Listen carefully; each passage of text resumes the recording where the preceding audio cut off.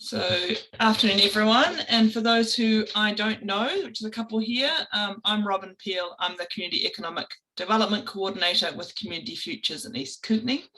And I work across the whole East Kootenay region. But I'm very fortunate to live in Fernie, the traditional and unceded territory of the Tanaha Nation and the chosen homeland of the Elk Valley Métis. And I really hope that you are having a great day wherever you are joining from in our beautiful territory as well. Thank you for joining this presentation, as I said, about business continuity planning, and we are so fortunate to have Colin O'Leary with us today, as well as having a wealth of knowledge and experience in disaster preparedness.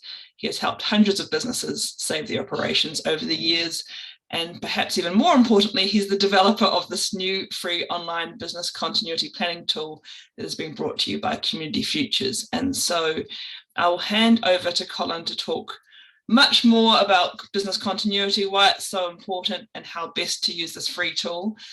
We are just a small number of us here today, which is why I'm recording for a future resource. But please make sure to ask questions. Colin is this wealth of knowledge, and I've attended some of his presentations before, and he is really able to go into it. So any questions, please ask. So I'll hand it over to you.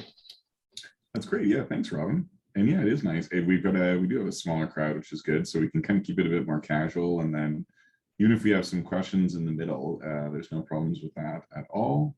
And so, yeah, we can get right into this. And what we're going to do is we're going to cover generally the presentation, kind of what is a business continuity plan, why is it important, and then kind of get into some sort of like teasers of like things that are in a business continuity plan that you can do right away. And then if you like that, yeah, we'll introduce the online tool where you can do a lot more if you want.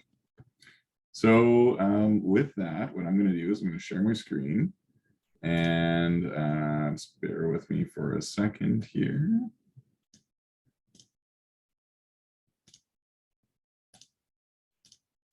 And you should be able to see that now. Aha, yeah, Robin's nodding. I like it. So, all right. So I'm gonna get right into this, and there is a fair amount of content. So I'm gonna go a little quickly, but any questions, don't hesitate. You can just unmute because there's not a lot of us. You can unmute and kind of throw them out there, or you can raise your hand. I'll see that. Or you can put them in the chat as well. Sometimes I don't see the chat for a little bit, but it still works. So yeah, with that, we'll get kind of right into it. So what I like to start off with is, and Robin's seen a lot of this stuff before, so my apologies, Robin, I'm gonna bore you to death, but I like to get into the background because I'm a really firm believer that, you know, when you have somebody presenting to you, kind of have the knowledge of where it came from, I think kind of helps kind of set the context for a lot of the information that's in a presentation. So this was really it. I mean, ultimately, this might look familiar in past years to a lot of you, but you know, these are pictures from 2017, actually, in the area around where I live. And yeah, really, like, for me, almost all of this started in 2017, where we had almost 12,000 square kilometers of burn by the end of that fire season. That was, at the time, the largest total area burnt in a fire season, which is 1.3% of BC's total area, which doesn't sound like a lot, but it was massive. And this fire, I mean, it was famously called kind of the Elephant Hill wildfire, but it was really like the first kind of mega event that really grabbed a lot of attention. We had other big fires before, but this one actually was international news, and it was notable for a whole bunch of reasons. One of them was that it was the largest total number of evacuees in a fire season. So 65,000 people were displaced, which is pretty incredible. If you think about it, like a lot of smaller towns in BC are like population 5,000 or less. So like, this is like the equivalent of 12, 13 towns, whole towns kind of evacuated, which is pretty mind blowing. And that caused all sorts of issues in itself for like getting people everywhere and registering people and looking after them. That was crazy. There's also one of those fires in 2017. It's called the Plateau Complex Fire. And actually that one fire covered an area of 545,000 hectares. And that was, that made it the largest fire in BC's recorded history. I think at that time. And so to put that in perspective, that's roughly the same size as Prince Edward Island. So, you know, pretty epic major proportions that we're talking about here. And the shocking thing was that the record was broken the following year, and 5 of BC's worst fire seasons have occurred since 2010. And what does that mean? That's kind of a weird sentence, but really what that means is that we're seeing this dramatic acceleration of these mega events that are happening. And so, you know, they have a lot of this data goes back like 100+ years in like weather information. So you just see in these last 10 years, things going absolutely crazy. And that is really climate change. What we're finding with climate change is that we're getting more severe precipitation events, is basically how climatologists put it. So what happens is we have severe drought, which results in crazy wildfires, or we have severe amounts of water coming down, which is like these atmospheric rivers. And so it's just kind of crazy, and the stuff is happening more and more frequently. So all of that stuff, how did I get involved? Well, I was hired to do the economic impact and economic recovery work plan for the Elephant Hill wildfire in 2018, actually. So it was a little delayed, and the province and the regional district hired me to do that, and emergency management BC. And that kind of kicked everything off for me. And I went around and actually did 12 different presentations in communities, talked to hundreds of business owners directly, and collected data from, I think, thousands of business owners actually that were impacted by the wildfires. And really, it's the first super comprehensive data set we had in BC of like what happens in a fire. And then what happened is the very following year, some of those recommendations out of that report were implemented, including I was hired by Community Futures Thompson Country to create a business continuity planning workbook, which is one of these recommendations that came up. And then after that, I've been flown all over the province, and I've done talks all over to a pile of different people, businesses pre and post disaster, and talking about this sort of information and gaining more information everywhere I go and talking to more and more people. And so it's really just kind of continue to build and go into all this stuff I'm going to have in this workshop for you today. So then the other kind of like crazy story that I like to share as well, that kind of really draws an exclamation point to a lot of this, is that this is a picture I have that I share, and it's a bit of a personal story, but that's a picture of my house burning. And it was a house I built with my own two hands over 3 years. We have like my family is like right on the side of that picture, and I live outside of fire protection, and it was our dream home. It was really our forever home that we had built, and I was madly trying to put it out. We don't have fire trucks that are going to come, and literally it just got to a point where this is like literally like 6 minutes after we noticed the fire, and it looked like a fairly small fire. I thought I could put it out, and that's how fast this went. And the point of sharing the story is basically just to kind of say that like this goes beyond just research for me or talking to people. Like this is a lived experience for me. I am going through still rebuilding our lives. I had to go through an insurance claim. I had to go through this whole process. So I get it. I have a deeper understanding, I think, than probably a lot of people, unless they've also been through something like this. And so what's the point of all this? Well, collected all this data. I have my lived experience, and through everything, we've continuously built upon this material. And the whole idea is so that we can give your business the absolute best chance possible, no matter what Mother Nature has in store for it. Because there's things we can do. Like this may seem helpless, but there's actually really tangible stuff we can do that can dramatically increase the ability of your business to survive events like this. So let's take a step back for a few seconds, and actually let's look at like what can we learn. So through all these years, talking to all these different communities everywhere, and it's not just wildfires, it's wildfires, floods, like you name it, through the pandemic, all of this stuff. And you know what? It's the same. It's shockingly the same everywhere you go. I keep hearing the story over and over again. So what is this? This is one of the biggest findings we had with the Elephant Hill wildfire. It's all Elephant Hill wildfire data I'm going to share, but shockingly, like the major part of the loss, the economic loss that happened to businesses was not fire. It was actually business interruption. You know, we always think about all these businesses that are impacted, and we imagine in our heads like their business actually on fire or their inventory on fire, but no. There's actually only 16% of businesses that are impacted that actually had direct fire damage.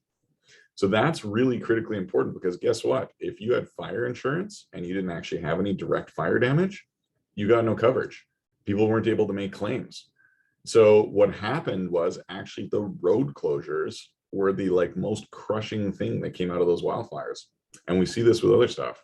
So that was a little bit of a paradigm shift for all of us. Here's another big thing that I see this over and over again. Only 42% of businesses engaged indicated they'd successfully participated in an economic recovery program, despite the fact the eligibility is much higher. I see this all over the place. We have all these recovery programs that go out there, and and people always see these recovery programs, but guess what? It's difficult for businesses to really kind of like take advantage of a lot of them, either because they don't know that they exist because there's so much information out there, or the paperwork's too hard, or there's a bunch of reasons. But basically, the point of this slide is to say that you cannot bank on these economic recovery programs saving you and saving your business. And here's the other thing is that they're great. They're there to help us, which is good. And awareness and figuring out where they are is a huge component of this. But in reality, like I talk to businesses all the time that have lost like $1 million worth of top line revenue. And then, you know, the Red Cross will come along or United Way with like a $10,000 grant or a $20,000 grant. And honestly, that is a drop in the bucket compared to the impact, right? And so these programs are great, but the point is you can't rely on this stuff to save your business. You really can't. It's just there to help you a little bit on the recovery path, but they can't make up for everything that was lost. The other stuff is we see the same kind of stuff over and over again. These are key themes that kind of emerge. What I'll say from this slide that you need to take away from it is that it really boils down into business support and planning and helping businesses through stuff is what businesses want. And the other thing is communication is always an issue. Communicating out and collecting information. So that's what this slide is really there to show you.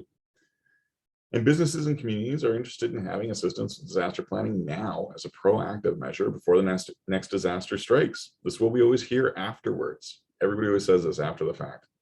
And when businesses were asked if they had an emergency plan, nearly 2/3 reported they did not. And this is the funny thing is that this graph for sure is very representational, because people are, there's a bit of a social bias. People don't want to admit, they're a little shameful to admit that they don't have a business continuity plan. But I can tell you, when I go around and I talk to people, this is more like 95%. Like most people do not have business continuity plan unless they've been in one of these workshops. So there's a huge need for this. And here's another graph, and I built this one to kind of show sort of the whole landscape of what we deal with right now. But let's say that this is a level of support and this is time, and we suddenly have an event, and this is a big, let's say it's flooding that's happening. What happens is we see these recovery programs that pop up. Maybe there's a program one that pops up, and it pops up pretty quickly, but it doesn't have a huge level of impact and it doesn't last that long. And then a little while later, we have a bigger program that'll come out. This might be a few months later, and it'll have maybe a really big level of impact, but again, it doesn't last too long. And then what we find is, like, you know, even later, maybe a year later or 8 months later, we get another recovery program. It doesn't have as much of impact, but maybe it lasts a little longer. So this is kind of the support programs, recovery programs we see right now. This is what happens after an event. But what I want to talk to you about is this spot right here, before an event happens. That's what we're talking about. We can do stuff here, and this is like one of the only, we don't do this. We're so reactionary, and reactionary is challenging. But if we're proactive, and again, hats off to all of you for being in this call right now, we can do stuff before an event, and it can make it so that we don't need this stuff as much on the after side because there's way less of an impact. And that's a perfect segue into business continuity planning. And I love this saying, it's perfect. An ounce of prevention is worth a pound of cure. Lots of us have heard that before, and that's really what a business continuity plan is. It's not rocket science. So a business continuity plan is a plan that focuses on the ability of a business to prepare for and respond to unexpected disruptions. Well-prepared businesses have been proven to fare much better through and after disaster because they've already considered the possible impacts of their business and they develop strategies ahead of time to deal with them. That's really it. Why is this important? Well, because emergencies and disasters are unavoidable, and they're happening more and more frequently in British Columbia. Like, just look around at what's been going on, and like, what are we going to be heading into here? Who knows, right? And although it's impossible to predict what's going to happen in the future, it's entirely possible to take steps now to reduce negative impacts.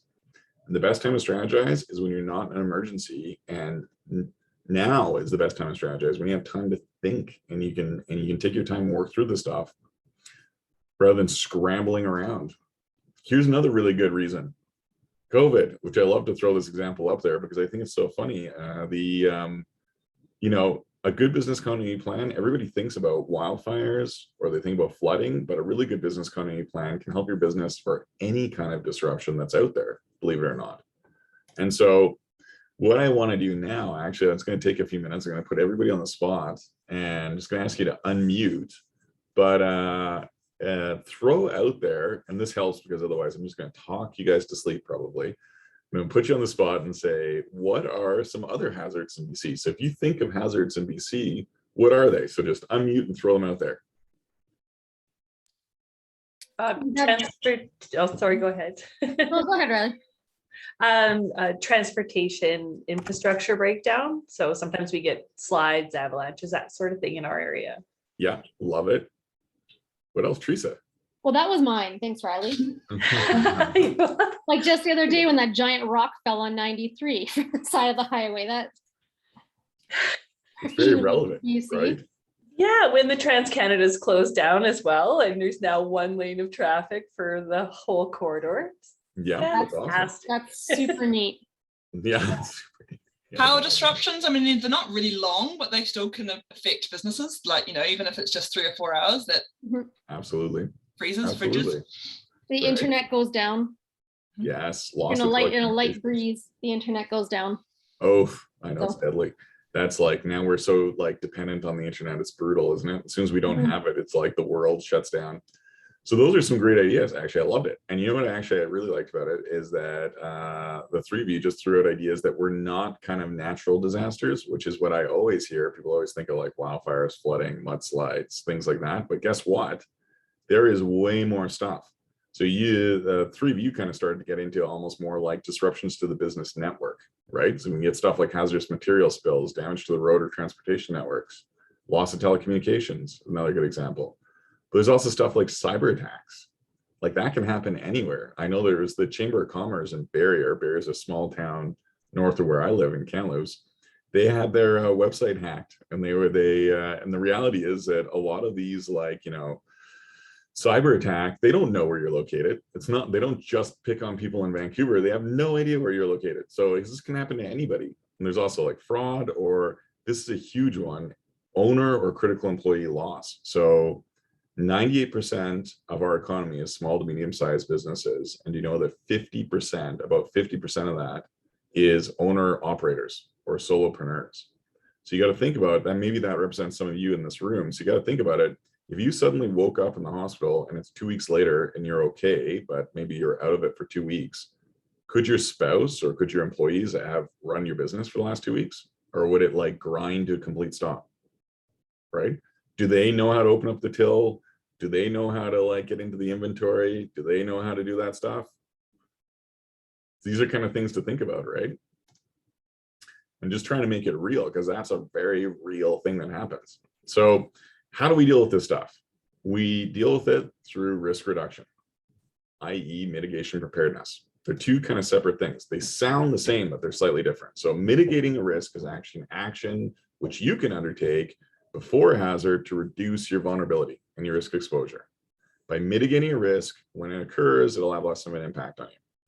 Preparedness, on the other hand, is just like what it sounds like. It's putting resources in place before an emergency. So when an emergency happens, you're better equipped to deal with it because you got resources there, right? So here's some like more real life examples. So a mitigation measure would be implementing the recommendations from the Fire Smart program. If you're really worried about wildfires, because the Fire Smart program reduces wildfire risk by fuel mitigation, by taking away the fuel around the business. By taking the fuel away from around the business, there's less of a risk exposure from wildfire, right? And a really good preparedness measure would be just creating an emergency preparedness kit or a grab and go bag. So that way, if wildfire happens or something else happens, you got this whole kit full of resources that you can use to help yourself out in that situation. They're both really good examples of ways that you could reduce the impact of wildfire on your business. So what we're going to do right now is, and this I think helps as well, because it helps people realize how powerful this stuff is and how easy it is to do this, is I'm just going to get into right now 7 strategies you can do right away. You don't have to do a full business continuity plan if you don't want to, but this is going to be a teaser of like what's in a business continuity plan. You'll start to see the value of it. And if you like it, you can do more. There's more where that came from. So the first thing is a crisis communication plan.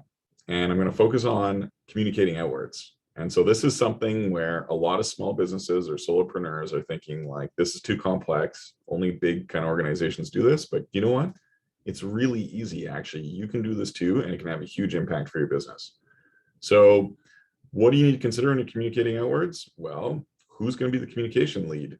I mean, like if you're a solopreneur, it's you. If you have other people in the organization, you need to designate who that spokesperson is, because you don't want everybody sending out a message, and you don't want nobody sending it out because they're like, I don't know if that's my job. So you can figure that out in advance. Just designate somebody. You can also identify when you're going to implement your strategies. Who do you need to communicate with? How are you going to do that? And you can even develop templated messaging beforehand, which sounds crazy, but I'm going to show you how that works because it's nuts. And it blew my mind when I found it. So I'm going to open it up. Who are the possible audiences that you need to communicate with? So I see Riley's already unmuted, but Yeah. think about it. So if you're in an emergency situation, who do you need to send a message to? Right away, your customer base, for sure, if that's customer facing work that you do, but vendors. Yeah. Yeah. Love it. Who else? Suppliers. Suppliers. Yeah. Yeah. I'd say your Catherine? employees. Employees. Yes. Yep. Totally. Right. Those are all great ideas. I love it. So that's exactly it, right? Maybe you got regulatory agencies too. If your organization or your business is in the media a lot, you might actually, the media might be a go-to to kind of send a message out to as well. How are you going to do that? How do you communicate with these people?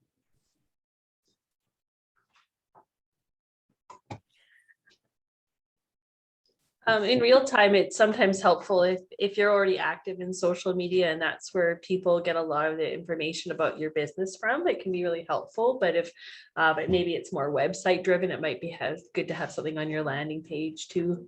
Yeah, both awesome examples, social media, website. What else? I like Is that phone being- trees. Like, I mean, if you've got employees, like phone trees, you ring two Phone people, trees. they know who they're ringing. And especially if you've got a big company, you're not ringing 50 people at once. Yeah, I love it. Yeah, that's a great example. So phone and phone trees. Teresa, were you going to say something? Yes, have your email lists ready to go. Emails. Yeah, absolutely. That's all pretty good. Catherine, you got one, or we got all the easy ones? So maybe we'll stop there. You took the easy ones. I was going to throw out smoke signals for lack of a better one. Sure, why not? You got a fire going. Maybe that's it. That's exactly it, right? You can do, there's a bunch of different ways that we can do this. We're not limited to one or the other. We can use whatever people prefer. And we can figure that out in advance as well, really easily. So here's a really good example of a small table. And by the way, you don't have to madly write any of this down. These are all resources. You're gonna have access to all of this afterwards. Blank templates that you can fill out for yourself. So throw that out there right at the start. But when you've got this here, here's a really good example of how we can identify beforehand when we're going to activate the plan. So here's the thing is that studies have proven, there's a really good thing on the CBC a couple of months ago, they've proven that when we're in a high stress situation, like an evacuation or even an evacuation like alert, not actually being evacuated, our brain, we cannot problem solve very effectively. So we have a hard time thinking and making decisions. That's just the reality of it. So don't make yourself make a decision like this in that kind of situation. Figure it out now while you're calm when you're going to activate this stuff. Draw that line in the sand. Because what I see happens all the time is you see business owners and they're like, oh, there's an evacuation alert.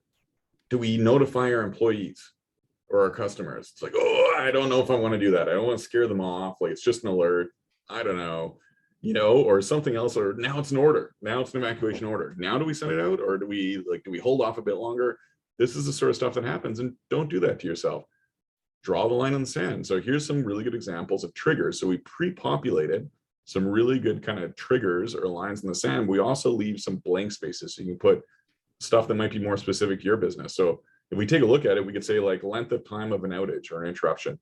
So if your business is offline for greater than 48 hours, bang, you're going to send out some messages to your clients or to your, to your customers or your staff, maybe, right? Maybe a percentage drop in sales or a number of employees impacted. This one would have been perfect for COVID. You lose 25% of your workforce. It's like, okay, we have to send out some messaging to let people know what's going on because we're getting pretty severely impacted. You could also do stuff like the number of business functions that are impacted. You could say an evacuation alert. Yes, we're going to send it out. Or maybe it's no. Evacuation order, yes. Here's a really good example of one of these customized ones. So up around Clearwater, almost all the businesses are tourism operators in Wells Great Park. And in 2017, the province shut down the whole park, not because there's a fire in there, but because they couldn't guarantee emergency services in there. When they shut down that park, they stopped those businesses dead on the spot. So for those businesses, what they might say is the inability to access Wells Gray Park. If that happens, bang, we're sending out crisis communication messaging to our staff and to our clients.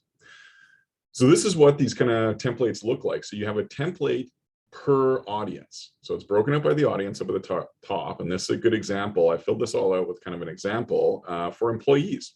And guess what? We know that we need to talk to our employees, and we've talked to them in advance, and we've asked them, how do you want to hear updates from us when in a crisis situation? And they said, we want phone calls and emails.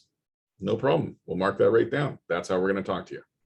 And then we can work out these pre-templated messages that will work for anything. And I'm going to show you how it works. Okay. So there's placeholders in there. And so I'll go through this message and I'll make it up right now as we go. So follow along with me. So we'll have here, Home Hardware is aware of the impending wildfire that is scheduled to impact Clearwater on June 27th. Some people laugh at like a scheduled hazard, but like sometimes they do forecast these things. And then it goes on, we'll continue to monitor the situation and send updates as needed. Please check with BC Wildfire Services for additional information. Bang. There you go.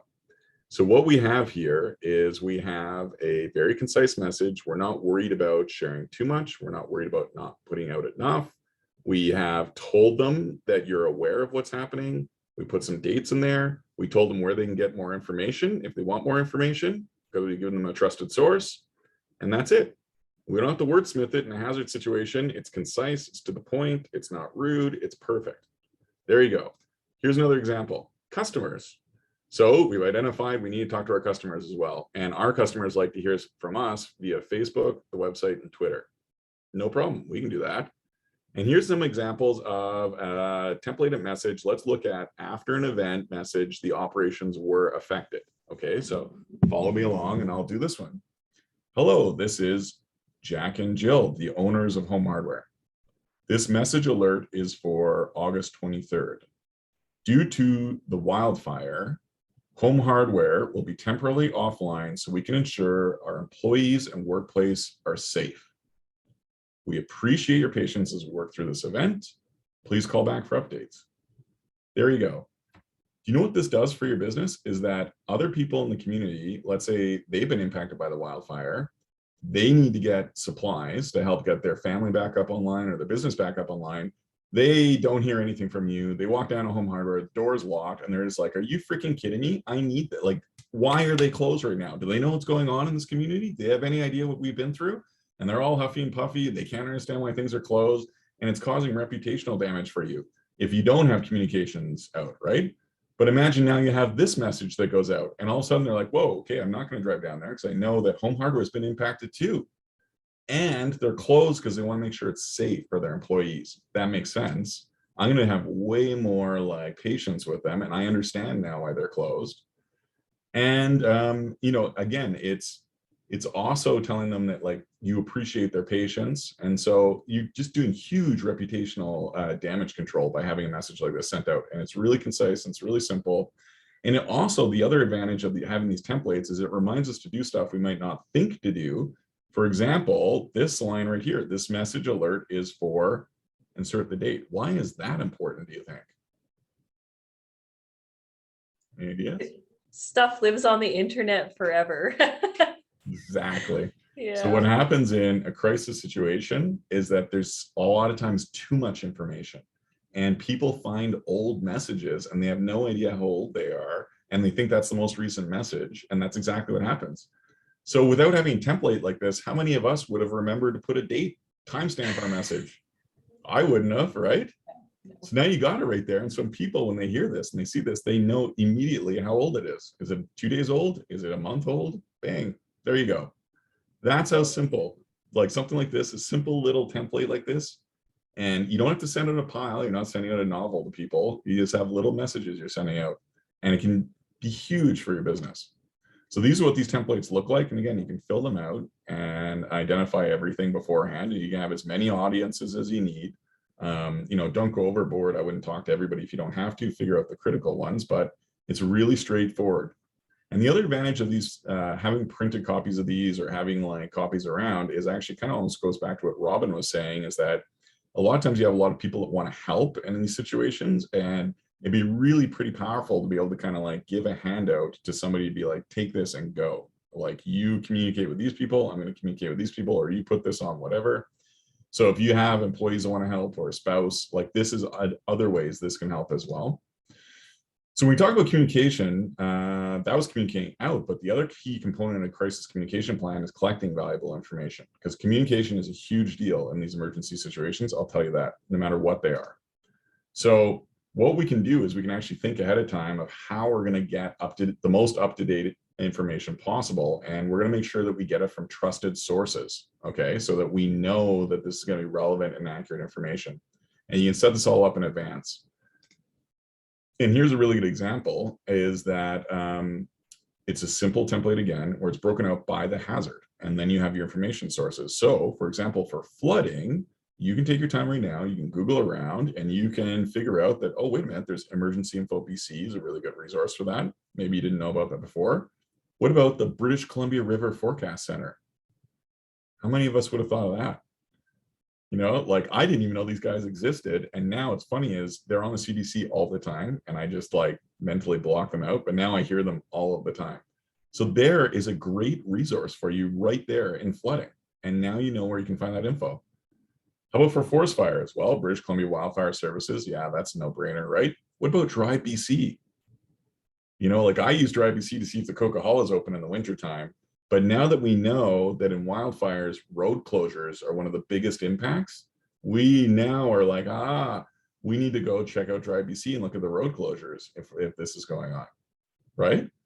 We wouldn't have thought of that in the spot at that time. And here's the other thing is that, like, you know, trusted sources of information is important because, you know, Karen's Facebook account that is like saying, you know, this time it's not aliens, this time we really had like a landslide that happened, it took out half the town. You never know if that's trusted or not, right? And that's what happens. You get all this misinformation out there, but it doesn't mean that Facebook is bad, because if you like to get your information from Facebook or Twitter or what have you, no problem, because guess what? All of these people are on most of those channels. So BC Wildfire Services has a Facebook page. They also have a Twitter account. So if that just is the platform you like to get information from, no problem. Just make sure you're getting it from a trusted source. So there's some good examples. And again, here's a really good resource I'd like to share. It's called Emergency Map BC. It's fairly new. It's GIS. You can access it. You can Google it at any time. This is a snapshot from the middle of last summer. I live like somewhere in the middle of this.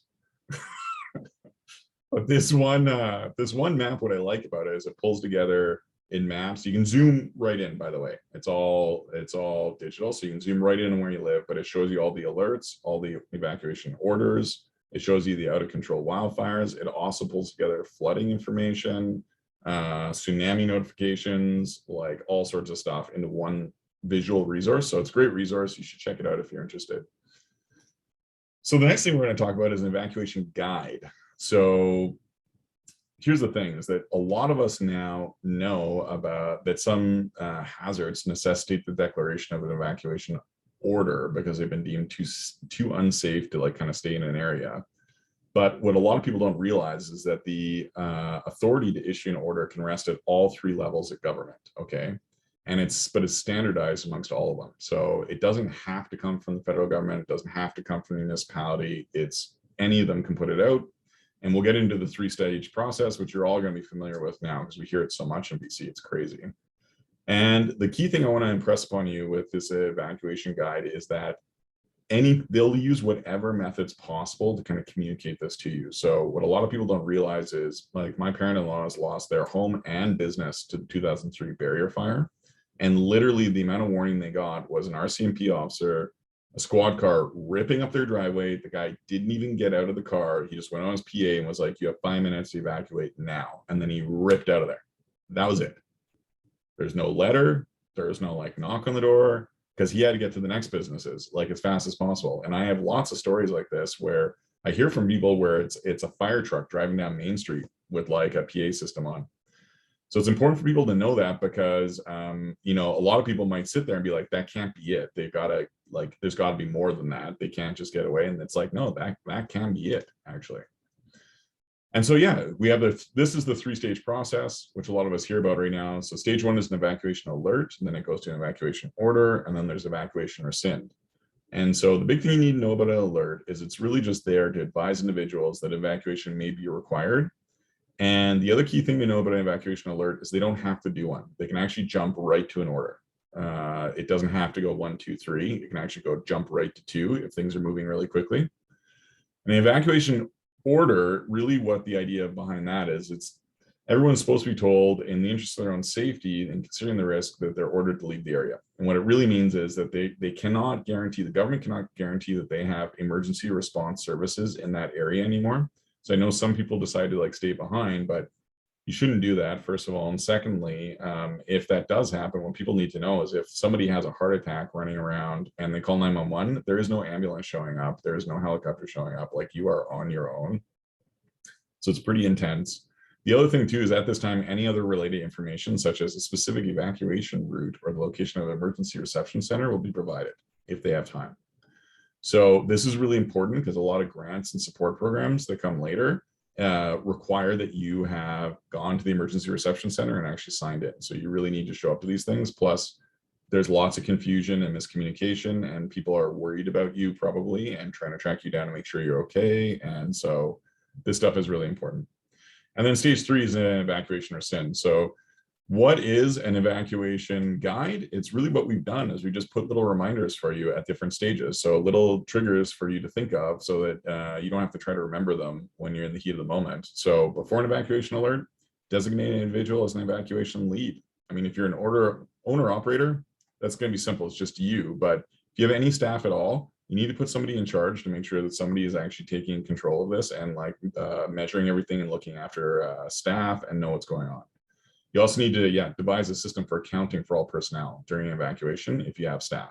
You could have some liability as a business owner, and so that's why this stuff is important. During an evacuation alert, you're gonna collect and organize your important items, which you've already identified. You're going to ensure that all the employees and visitors are aware of the evacuation alert information. Again, there's some responsibility on as a business owner for you to make sure that everybody that's on your premise is aware if you become aware of an evacuation alert. So you should really make sure to do that. And this is a good reminder.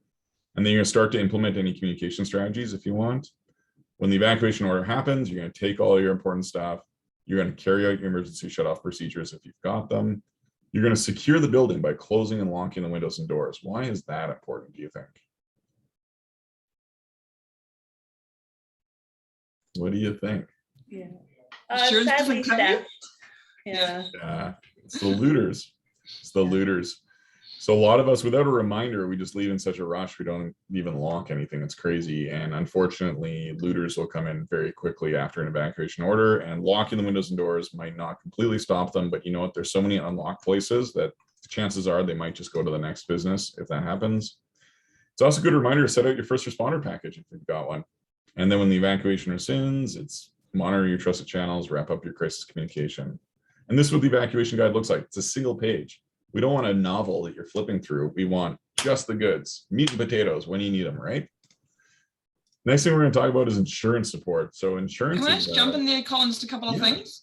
Good. Yeah. One thing that I just put on the chat was the regional district of East Kootenay's evacuation system, and I would recommend that anyone living here as humans and as businesses have that, because they tested it the other day and it was great to have, you know, a text or a message come up on your phone that they were testing it and you knew what it was going to be like.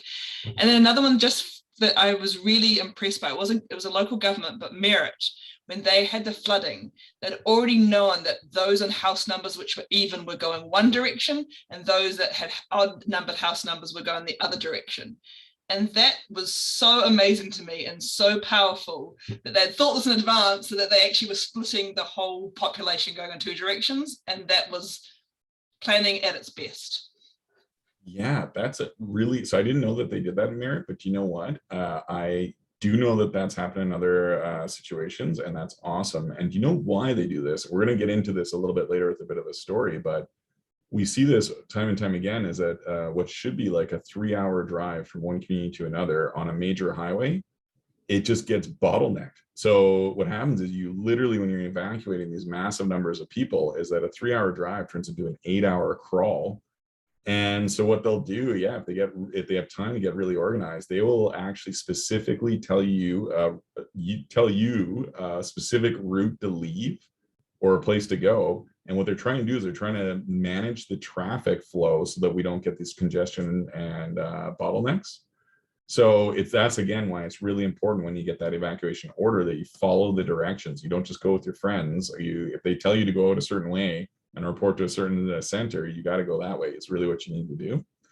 And we'll touch base on some other things on that point later, but that's exactly it. These are the crazy things that happen. I know this sounds bonkers, but I hear it over and over. Like, this happens all of the time. If you talk to people who have been in a community that have been impacted. So anyway, so insurance is always like a tough one because, like, you know, we love to hate insurance companies, and it can be a challenge, but the reality of it is, and I've gone through my own insurance struggle, and I do not work for an insurance company, nor do I get kickbacks, but here's the reality is that some risk can only be mitigated through insurance.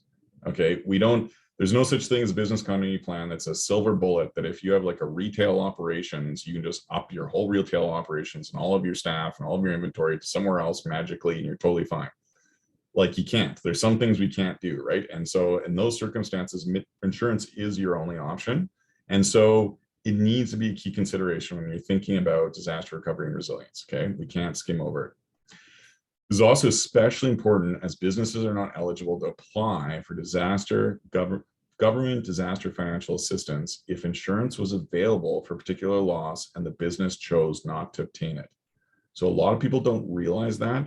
This is why we get questions all the time where people are like, well, my neighbor, when their basement flooded, they got DFA, but I had a wildfire and I couldn't get DFA. Why not?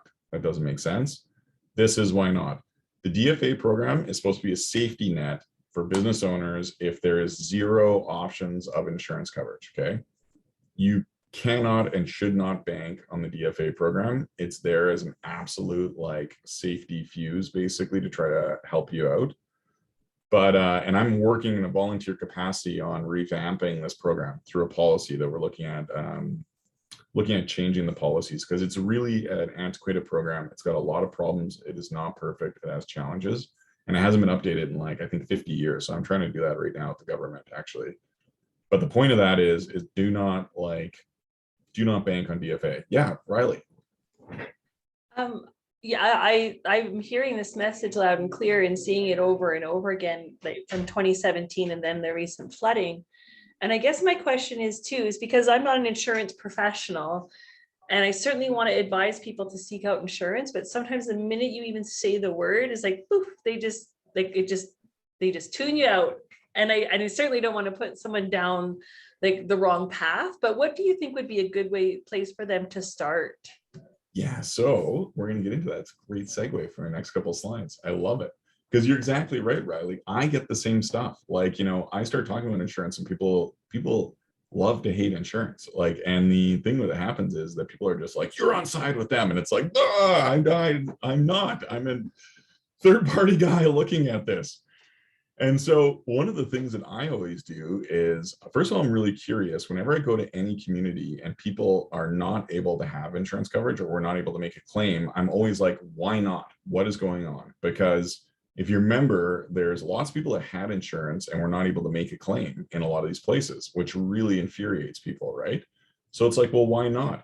So these are the things I hear over and over again. So first of all, the losses were not enough to make it worthwhile putting in a claim. Okay, that's basically best case scenario. That's fine. Sure. Okay.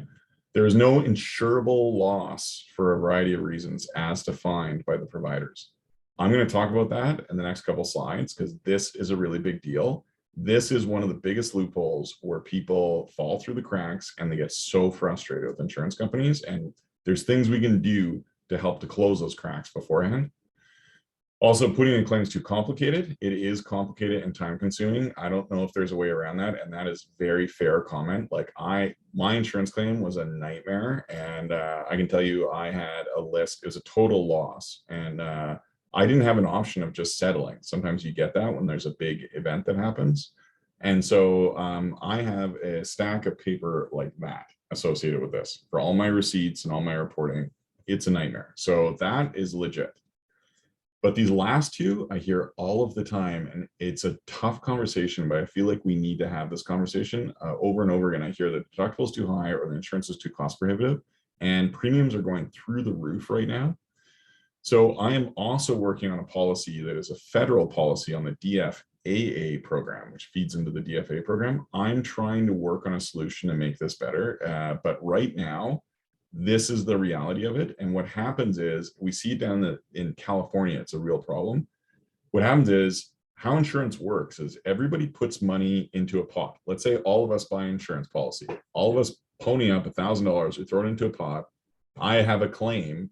I take out of that pot, not all of the money, ideally, like 3/4 of it from my claim, right? That's how insurance works. The insurance company is not just like ponying up money for this stuff. They're actually taking everybody's money and they're covering somebody else who needs it at that time. What happens is that if those claims start to go through the roof, like what's happening with climate change right now, the premiums go up for everybody because there's not enough money in the pot to cover everybody, right? So then what happens is that the premiums go up, and then let's say that Catherine and Teresa decide, I'm not going to buy insurance anymore. Forget that, it's too expensive. Well, guess what? Now there's less money going in the pot. So the remaining people, the premiums go up even more. And what happens is called the hardening off of the insurance industry. And we're actually starting to see this now in BC, where there's areas where insurance providers are just not offering any coverage at all. Like they're literally pulling out of whole areas, and it's not good. So what we need to do ultimately is, and I've got a neat idea around a grant to help people outside of fire protection buy fire insurance, because what we need to do is we need more people buying in, because the more people that buy into it, the lower the premiums are for everybody. And I don't think government should be running another insurance scheme, because like, do you remember the dumpster fire of ICBC, right? Government's not great at this stuff. So so these are things, and what I like to say to people, Riley, and again, nobody likes to hear this stuff, but if I talk about my own experience, like I lived in town in fire protection, and I think I was paying like $1,500 for insurance, okay? As soon as I moved outside of fire protection, that went up to about $3,000. It went up by 100%, okay? $3,000 per year. So that's a huge jump. I bought the fire insurance, and I can tell you right now, I am so incredibly thankful that I did that, because claims go through the roof. They are crazy. Everything is costing more than what you think it's going to cost. I can tell you right now, I do not live in an extravagant place, but we are well north of $1 million in all of our expenses. So that $1,500 I spent is the best return on investment I will ever get in my entire life. Do you think I could buy a stock that's going to pay that? Do you think I could buy like a mutual bond? $1,500 translates over like over $1 million of stuff. And I would have been financially ruined. My parents-in-laws, with their house and their business, did not have fire insurance, and they had a nest egg for retirement. They had to use their entire nest egg and charity to hobble together a house to live in. And my father-in-law is going to be working the rest of his life. Like, it is game changing. Like, so people, I know everybody always says it's too expensive, but it's like, $1,500 in the grand scheme of things, like, it's all about priorities in a business, right? Lots of businesses have a lot more operating expenses than $1,500, but they see the percentage go up by 100%, and they're like, that's insane. But it's like, well, how much money do you spend on paper per year? Probably $1,500 if you print a lot or whatever, So it's putting it into that perspective. That's the challenge. And so that's a big thing. And so the other key thing is we can help educate people, because people don't know about insurance, and it's tricky because they have their own language. It's like legalese, but it's like insurance-ese, and people aren't sophisticated enough to be able to read the stuff, and it's intimidating. So what we've done is we pulled together insurance support documents to kind of help businesses go through this process, so they know how to handle this and what questions to ask. So the key thing about insurance, and when people can't make a claim, this is what it comes down to. When it comes to making an insurance claim, the claimant bears the onus of proof to demonstrate a valid claim. So that's insurance lingo. What does that mean? It means the onus is on you and all the other businesses out there to prove your loss. Okay, you have to prove that you had it and you lost it. So what does that mean? Today, go out, take a picture of everything you own in your house and in your business, and walk around and do that. You probably heard people say that before. Maybe you didn't realize why. This is why. We lost everything we owned and I had my wallet was in the house, but I happened to have my phone on me, and on my phone I had like 150 pictures that I, hadn't uploaded yet. I was literally circling things in the background of those pictures, and that's enough for the insurance company to be like, oh yeah, there you had it, bang. Because like all of my receipts went up in smoke, all my everything else went up in smoke. You have to prove what you lost. This is a really easy way to do it. The other key thing too is some insurance products require that you keep financial records up to date or other funny documents. If your policies require this, make sure you know that and make sure you got them and you can access them, because otherwise you're not going to be able to make a claim, because you have to be the one to prove your loss. Here's the second one. This is the part that really pisses people off, actually, and it's really interesting, but I'm going to throw it a different perspective I heard, which really kind of changed the way I think about it. But the onus is on you or on us to ensure that your coverage is applicable to your needs. So it's up to you to review your insurance policy and make sure your coverage is actually applicable to your business. So this is the part that kills people, because somebody will be buying into a policy, they'll be renewing it every year for 30 years. And they finally go to make a claim, and the insurance company is like, this policy is not even applicable to your business. And people are like, I've been buying into this for 30 years. Why did you let me buy into this for 30 years if it's not even going to work for my business?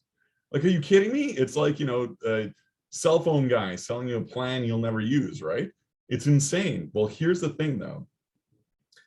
I had an insurance broker explain it to me like this, and it's actually a good explanation, is that most insurance brokers or insurance companies never set foot in your business. They actually have no idea what you do. They're relying on you to make sure that you're buying something that makes sense for you. They don't know if you've got something or you don't have something. So knowing that they've never seen that, what you realize is it really is on you. And here's the other thing too, is you go back to that other scenario of like renewing every single year for 30 years. How many of us do that? Well, how much has your business changed in 30 years? Probably a lot, right?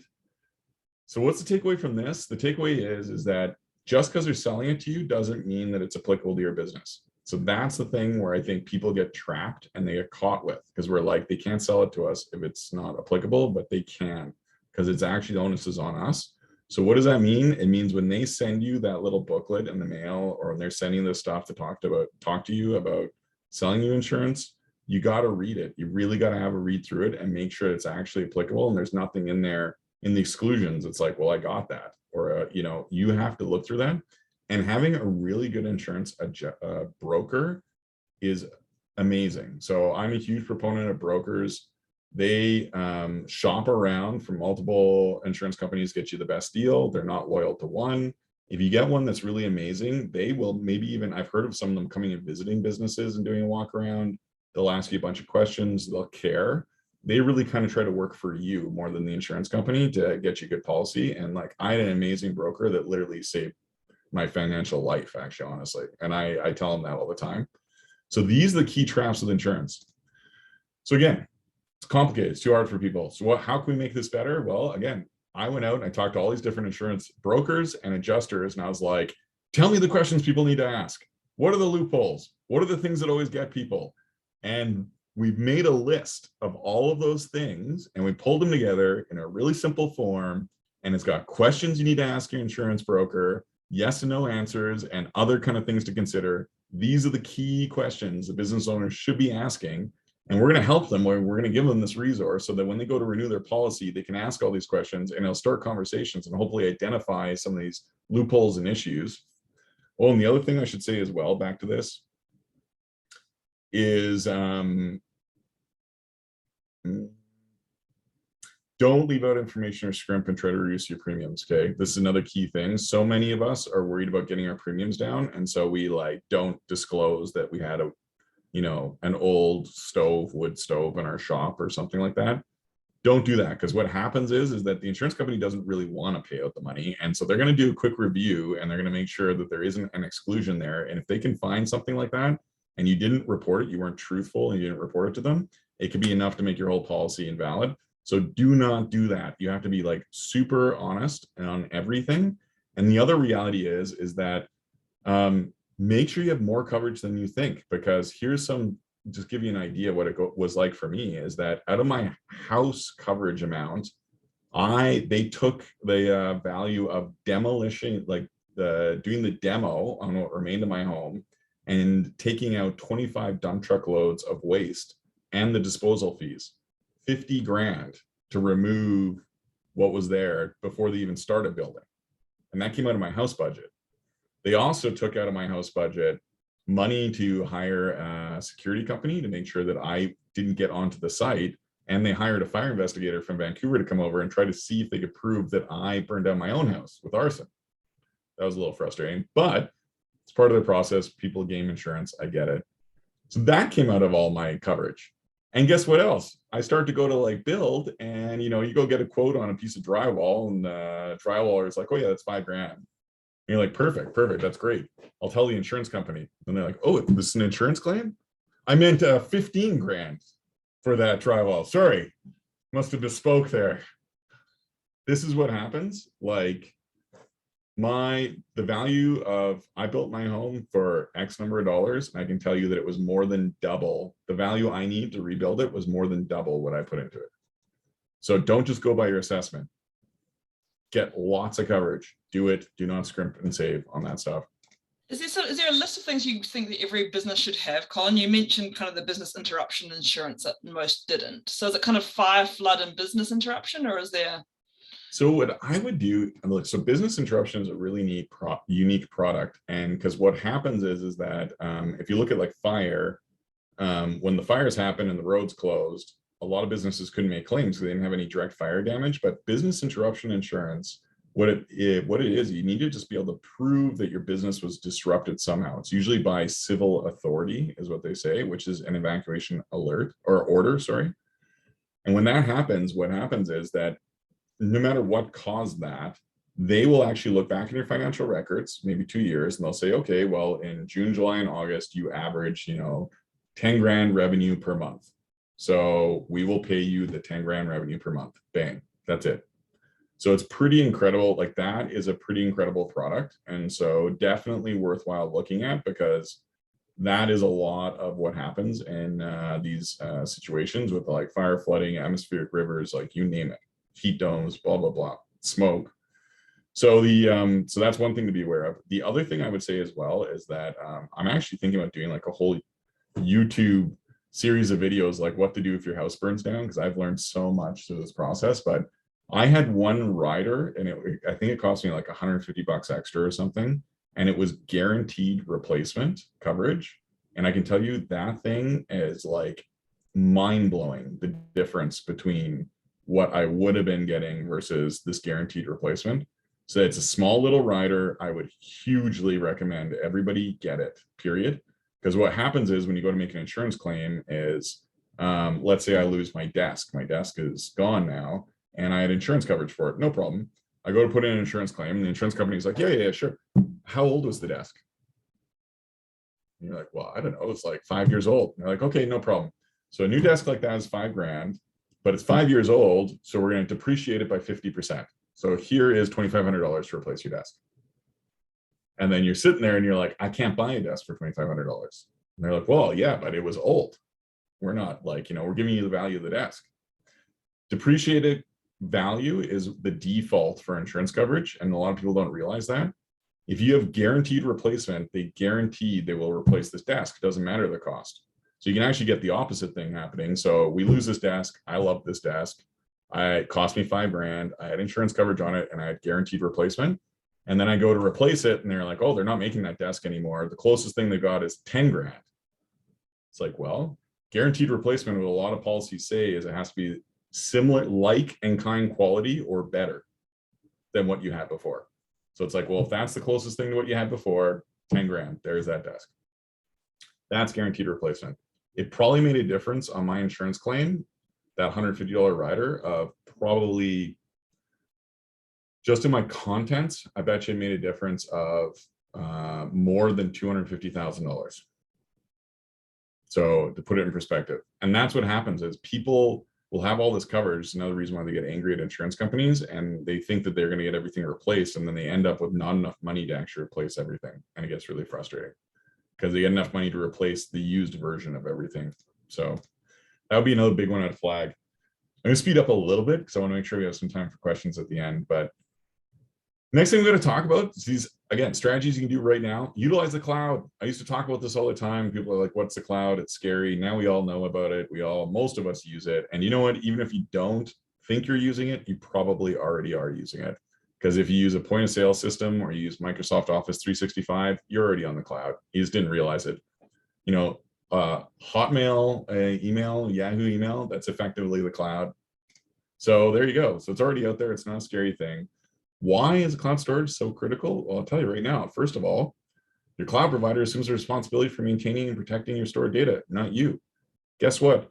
Google has better antivirus software than your free McAfee that expired 5 years ago on your laptop. So like they take this stuff extremely seriously. So that's one good thing. The other thing is it's super cost effective. You only pay for what you use for. So instead of going out and buying an external hard drive and then it just depreciates and depreciates and you buy another one, you only pay for the capacity you use. A lot of times you can get like crazy amounts of data for like $3 a month or $5 a month.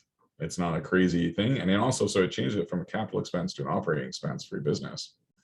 Here's the biggest one. You can access your information anywhere. So what happens is we get evacuated and we didn't bring our whole filing cabinet with us. And now we need to access critical files. We can't access them if you're relocated or evacuated somewhere. If it's all in the cloud, no problem. You can access it anywhere. Zero issue. The other thing is that your data is housed in multiple offsite locations. So it's not, they don't just have it in one data warehouse where it's on the East Coast of California and a tsunami wipes it out. Remember, they are paranoid about losing your data or having it accessed by outside hackers because that's their whole business model. So what they do is they have like 5 quintuple redundant backups around the world. So, they are not going to lose this. And there's lots of options out here. Here's just some here's a logo garden for you. I use Dropbox. They're pretty good. They've been around for a while. There's Google Drive if you're into Google. This is Microsoft OneDrive. You like Microsoft products. That's iCloud if you're into Apple stuff. There's piles more. They're everywhere out there. The big thing I want to talk about with all this too is that here's the real power of it is that, back in the day, I had like a $3,000 laptop. I carried around my briefcase everywhere. If that thing got lost, you'd find me in like a fetal position on the floor, shaking, crying a little bit, so cold, so scared, because my whole business was on that laptop and it would be terrifying if I lost it, right? Now, this laptop is a $500 laptop from like Best Buy. And my entire business is on the cloud. And it means nothing to me, this laptop. I can take this laptop, throw it in the ocean. I can run over it with a dump truck. I can go out to Best Buy or Walmart, I can buy a $500 laptop, and I'm right back at where I was at. Wouldn't miss a beat. My house fire, I did not miss a beat because I had everything on the cloud for my business.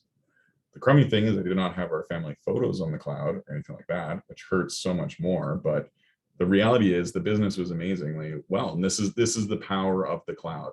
You could even go to the library if you had to access information, although that's not ideal. You can borrow a laptop from a friend if you're evacuated somewhere. That is the incredible power of having your data offsite. Last thing we're going to talk about, or second last thing we're going to talk about, is creating a grab and go bag. Remember we mentioned this as like an idea of being prepared. It's really easy. You can build your own. And what we've done is we've actually made a checklist for you and share with other business owners of things that go into a grab and go bag. And you should really, people have been through emergency situations like this before. I know a lot of them keep a grab and go bag in the trunk of their car 24/7, 365 days a year, because they never want to experience what they experienced through that. And this is something that's a really easy strategy you can do. Here's an example of kind of things that would go into a grab and go bag. I mean, you can buy them pre-made, but you can make them really easily as well. And these are just suggestions really ultimately, but there might be some stuff in there that, again, maybe you didn't think of, like a 3-day supply of prescription medications, right? Because you can probably get an emergency prescription wherever you're going to end up, but it might take you a few days to get there, believe it or not. Not only that, cash. Like how many of us would have thought to put 20 bucks in there? Like, why do you think it's important to put $20 in a grab and go bag? Any ideas?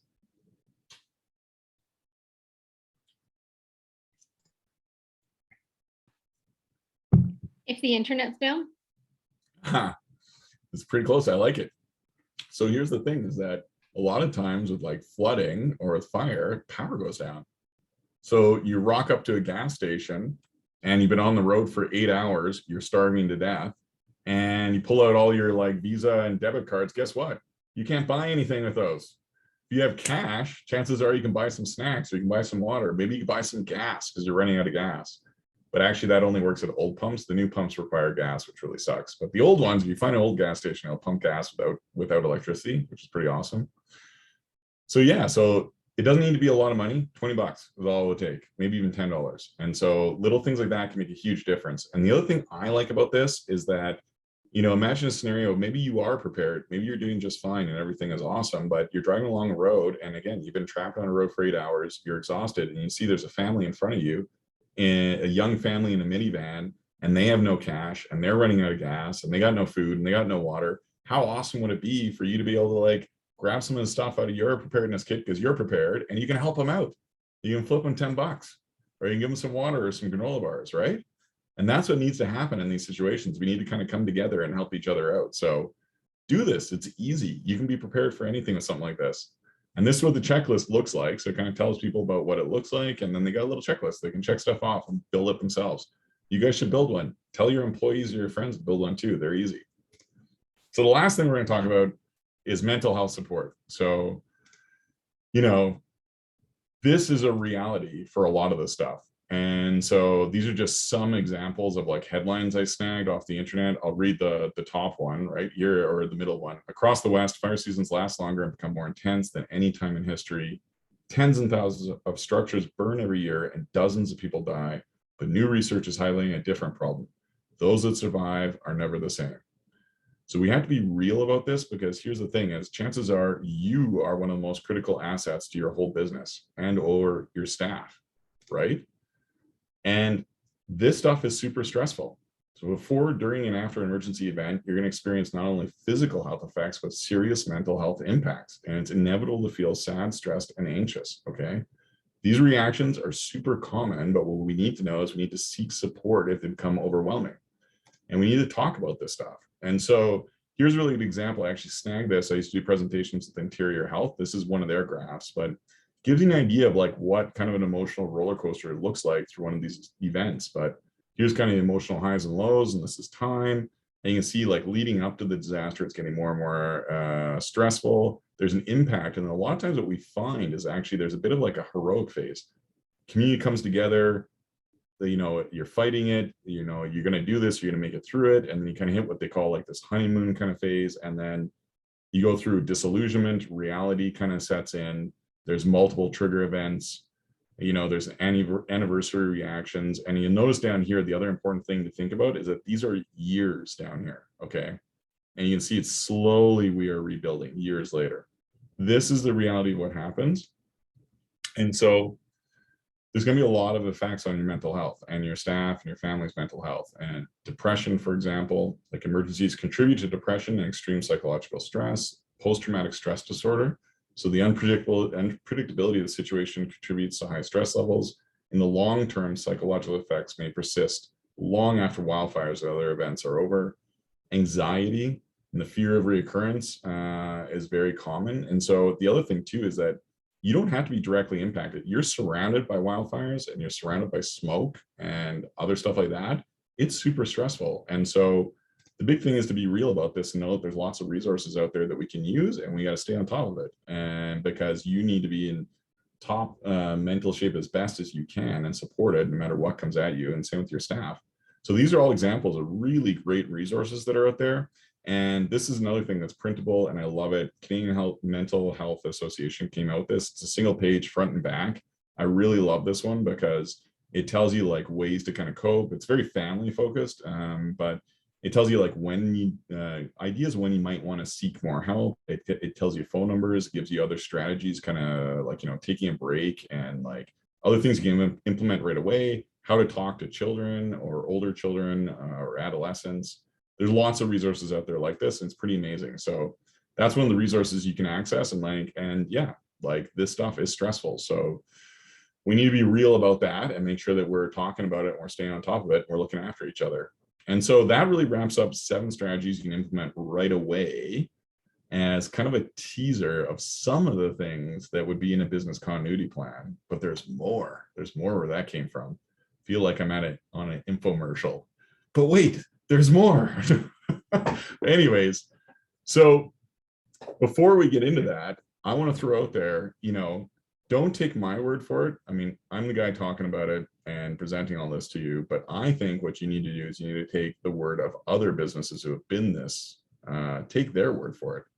And this is an example of just like some of the things that I hear over and over and over again from business owners. And business owners are telling other business owners, this is not a waste of time. This is worthwhile doing. I know this is valuable. People don't take the time to do it, but if you do, it will help your business. I've had people, when I've done in-person workshops, that have asked for extra books and extra materials to share with their friends. It's not a waste of time. You do need one of these, and you should tell all of your other colleagues, other people who own businesses, to do this as well, because this stuff's not going away. Again, these are the sort of ratings and things that have happened. Not all these workshops that I do are rated, but some of them, they have a follow-up survey afterwards. And to date, I'm still at a batting perfect average so far. But the key takeaways is to know that 100% of businesses surveyed so far have felt better prepared after they do this. 100% of them would recommend it to their peers, and 100% thought it provided some sort of value to them. So it's not a waste of time. The other thing too is that I've done these workshops. Really what this tool does is it's a process that pulls your custom business continuity plan out of you. So it's not like limited to a single industry or a size of business. Like, I've done these workshops and gone through this with like everything from like a little solopreneur who's cutting hair in her parents' basement, all the way up to like Interior Savings Credit Union did this, Tech Kaminko. I had an operations team from a ski hill did this, and everybody in between. And everybody is like, this was valuable, this is worth it. So it will work for your business, guaranteed, and for everybody else's business. And again, yeah, this is what we want to talk about at the end, is just let you know that there's an online tool now. So we used to do workshops. The workshops are hard. Full day workshops are hard because people can't take the time, right? And hats off to all of you for being here right now, and for Robin for organizing this. But we don't have a room full of like 100 people in this Zoom thing. The sad thing is if there's a wildfire like on the edge of the community, or if something like this just happened, we would have 100 people here. And this stuff doesn't really help after the fact. You got to do it beforehand. So this is the problem. This is the reality of us as being human beings, right? We got to make this a priority. But what we did is we came out with this online, completely free business continuity planning tool. So you can access it anytime you want. That's what it looks like. So the advantage, it's available 24/7, 365 days a year. So whenever it's convenient for you, you can plug away at it and do a little bit of work. It allows you to create an account. No spamming, no nothing like that. You just sign in with an email and a password. And then what it does, it automatically saves your progress. So you can come back to it and do it when it makes sense for you. If you want to put in a couple hours every like second Tuesday, that works. You'll make it through it. Or you want to go on the weekend or whenever, lunch hours. It also automates a lot of the work with drop-down menus, so it makes it really easy. And we packed it full of videos, because what we heard is that videos are really engaging. So really high quality videos that kind of explain why something's important, why we're going to do it. We follow like an entrepreneur, a young entrepreneur, through her process of making a business continuity plan. We give examples of other businesses, and we also have videos showing you how to fill out the form. So it's very kind of intuitive, and there's lots there. Again, this is kind of what it looks like. There's a little navigation thing on the side that's like kind of the process you'll go through. But when we talk about all these free resources that you're going to have access to, they're all right here. All of these, we didn't talk about all these, but all of these are printable resources. So at the very least, all you have to do is you can log into this and you can just feel free to print out paper copies if you want, and like give them to your friends. Go for it. It's easy. And then the beauty is, at the end of the tool, after you go through this process, there's literally a button, and it is print business continuity plan. And you push that button and you can print a copy that you've made of your own custom plan.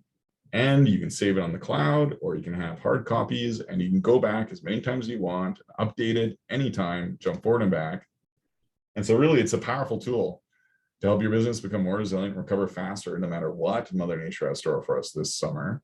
And again, it's 100% free. There's no catch, no tricks to it at all. And you can come back as many times as you want. And we want to share it. We want to get the word out there. We want to actually get people using it. That's the key thing. And so please, if you can, if you find it useful, like, share it, get it out there. And through this process, you're going to have your own custom business continuity plan. So here's the website for it. And this is kind of what it looks like. What I can do is, we have about 15 minutes left. So I'll leave this up the whole time, but we can open it up to questions. Anybody has any questions for any of this or comments or anything like that?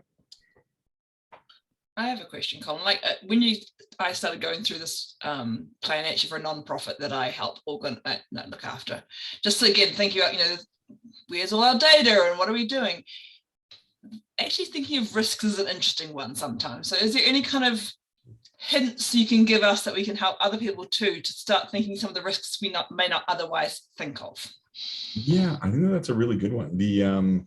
I think so it's an interesting kind of thing, because one of the things the tool actually does, so it has a lot of drop downs of like risks for people to kind of think about.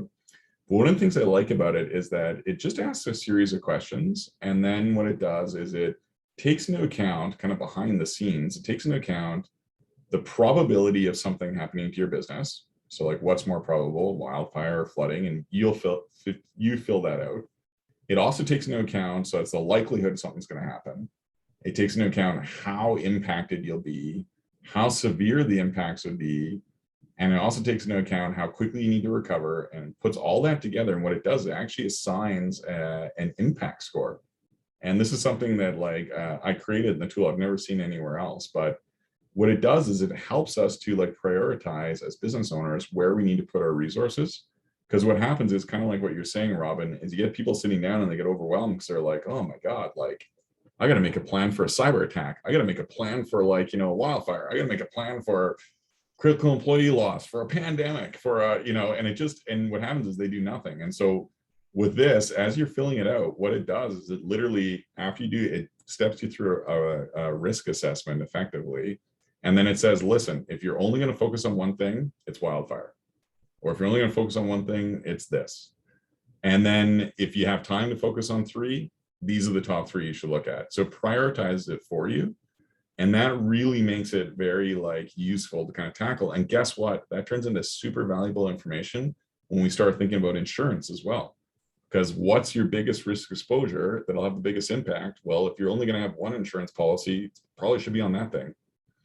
So yeah, so the process kind of steps you through that, because what happens is people just get overwhelmed. If that answers your question. It's a long answer. Anything else? Thoughts? I always think, I don't know if anyone's read 7 Days at Memorial about evacuating the hospital when Hurricane Katrina hit. And it was 2 private hospitals plus a private seniors care facility in one building with 1 helicopter pad. Oh, wow. And they didn't have a plan. And I always think about that with your training, and it's great. Yeah, wow. Yeah, that'd be crazy. And I was back in Ontario after your last training I took. And it's tiny little businesses that are all, it's like from the 1800s. One was on fire and the other business owner was standing in their doorway looking out. And I just thought they must have a really good continuity plan. They're standing there watching a fire. Yeah, that's crazy. It was terrifying. But this is really helpful. It's really hard to engage businesses in it. Oh, I know. It's such a challenge. This is always the biggest challenge. So maybe I'll share some other kind of behind the scenes things really quick, is that I completely agree. It's so frustrating. When I was getting sent all over the province by Western Diversification, now Pacifican, you'd hit a community where nothing's happened for a while, and there'd be 3 people in the room. And then you hit a community that just had a major event, and there'd be 100 people in the room, line up at the door. And it was always so frustrating because people need that relevance, I think. And, but again, a lot of the stuff can't really help after an event. It'll help for the next one, because it's not a matter of if, it's a matter of when, for sure with this stuff. And that's, I think, another thing that kind of helps to resonate with business owners. What I'm trying to work on behind the scenes right now, so I'm doing a presentation, actually, I think it's today at lunch, to the BC Chamber. So we're going to try to get the BC Chamber kind of pushing this as well, which is good for Community Futures, because hopefully it'll just get the word out there more and then drive clients actually so they can learn about all the other awesome stuff Community Futures does as well. But I'm really trying to work with the ministry and the Insurance Bureau of Canada. I would love it if the Insurance Bureau of Canada would give people a break on their insurance if they had a business continuity plan. And it's not a big stretch, because business continuity planning it's an old idea. I didn't invent it. It's 40 years old. And actually insurance companies came up with it back in the beginning as a way to kind of like reduce impact. Pardon? Oh, sorry. So so here's the thing is that actually the Insurance Bureau of Canada, if we can, like, you think about it with your insurance policy right now, if you have a security system, you might get a break in your contents, or if you have a fire hydrant nearby, right? Like, so already there's kind of breaks depending on stuff that you do. So like, I think it'd be incredible if we were able to convince them to be like 5% break on your insurance if you have a business continuity plan, because then that would actually be like dollars in business owners' pockets if they do this. And I think that having that immediate reward would really help. So that's what I'm trying to work on right now. But I feel the pain. It's so hard to get businesses to take a few moments to fill one of these things out. But if they do, they love it. But it's like getting them to do it is the challenge. Lords, you had yourself unmuted. Is there a question you want to ask before I? Yeah, I have a question with regards to actually I'm panicking right now. I lost my bookmarks. Oof. How can I do that? I mean, yeah. Oh, okay. First question is how to retrieve all my bookmarks with about immigration.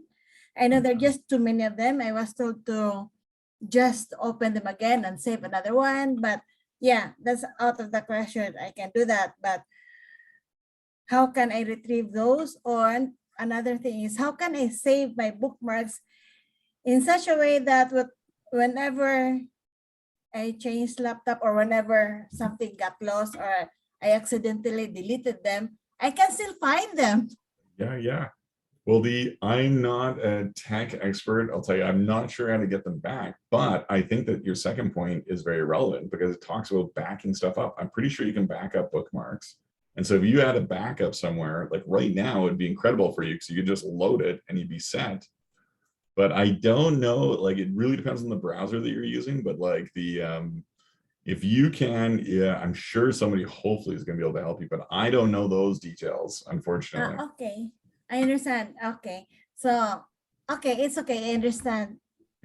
No worries. Okay, I know. There will be definitely good be. I'm luck. sure there's an IT wherever you are, Lords. There'll be an IT company who can probably help you find Yeah, that. when I get back to Cranbrook, I'm in Vancouver right now. So Okay. when I get back to Cranbrook, I know I'm just panicking because my.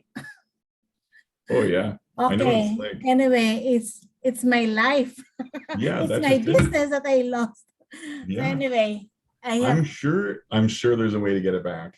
And actually, you might even have better luck in Vancouver. Actually, if you poke around, there's a pile of IT companies there. Like I'm sure somebody's going to be able to get them for you. Oh yeah. Just a thought. Yeah. Let me think about that one. Okay. Yeah, for sure. I'm only here until Thursday, so let me see what I can do. Yeah, I there am you here go. for a different business. So anyway, thank you very much, Colin. It was very, very informative. I didn't think about what you have said that until now.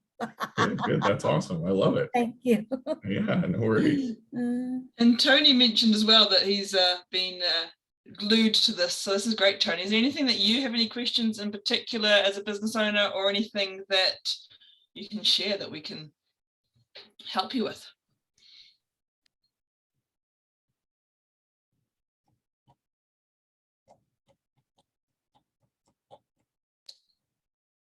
And fine if not to, but it's great that you have found use in this as well. I think it's good. I didn't have much of the chat open for a lot of this. I was bad. I just had a quick peruse through it there, make sure that I wasn't missing anything else. I get carried away with myself. I have to watch it. Well, I wonder if there's no more questions. I wonder if we should wrap it up and we get everybody out a little early, which is great. And yeah, and I just thank you again for taking the time to come and listen to this. Please share the information. And thank you, Robin, for having me. Thank you, always calling me. I really appreciate it. So that I feel like I keep saying to my partner, we need to go around and record everything in our house. Colin's told me I need to go take photos of everything, because in true Fernie fashion, I'm sure that most insurance companies don't think you've got 6 bikes in your garage, all worth, that's the thing, right? You kind of, everyone else will see it, but.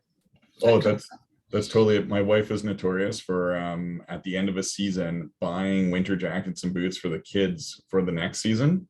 So yeah, we're going to place our claim, and it's like, there's no way we have 4 kids, and they're like, there's no way you had like 8 kids winter jackets, like 10. It's like, yeah, we actually did. But anyways. So thank you as always, and as many people as we can. I'm actually going to work through this one by one now with my nonprofit, so then I'll have a good idea. So maybe the same thing for all us the business recovery advisors and chambers is there something we could be working through ourselves to make it real come to life for us as well? Yeah, I hope so. Yeah, you brought it up for me very closely with the nonprofits I work with as well. One thing I wanted to ask, and I don't know if we covered it because I may have missed it, but increasingly now is social disruption. So whether that's a blockade or a protest, it's like a whole new world for some people. And I'm wondering, like, I don't know if there's insurance products that would help with that, but obviously it would help with the continuity planning to have something in place because it's increasing, unfortunately. So I definitely think it would really depend, of course, on the scenario, but business interruption, there's definitely a chance that could help. It's hard though, because there's very specific triggers with different policies. So you'd have to see if it actually would be triggered by that or not. And then, yeah, just having a plan with to know like alternatives or if there is something, if disruption like that happens. And again, crisis communication planning, honestly, can be like a huge deal for that. Because a lot of times there's a lot of misinformation tied in with that. And so making sure that misinformation is kind of corrected. Because a lot of times people are misunderstood about some stuff. Not always, but sometimes. Thanks for that. Yeah, for sure. Catherine, it looked like you were going to say something, and Lords, yeah. Is it possible to get a copy of your presentation? Yeah, absolutely. I have no problem sharing it for sure. Thank you. Yeah. Yeah, Colin, if you send it to me, I'll send it out with the copy of the recording as well, Lords as well. Awesome. Thank you. And Catherine, were you going to say something? I was just going to say thank you very much. That was a great presentation. I'm looking forward to doing it on behalf of both the chamber as well as getting as many businesses on board as I can, because I think it's excellent and I really appreciate the information. That's awesome. Yeah, well, we'll see. I don't know if I'm going to see you later today on I'm pretty sure today I'm doing the presentation on the BC Chamber. Let me just stop sharing my screen here. And so it might be funny. Maybe I'll see you a little bit later. You never know. Well, thank you again. And thank you everyone for attending. And as I said, I'll get out the recording and the everything as well afterwards and share it to anyone and everyone to make sure we're all prepared for whatever comes in the coming years. Awesome. Wicked. Well, that's great. We'll talk to you later.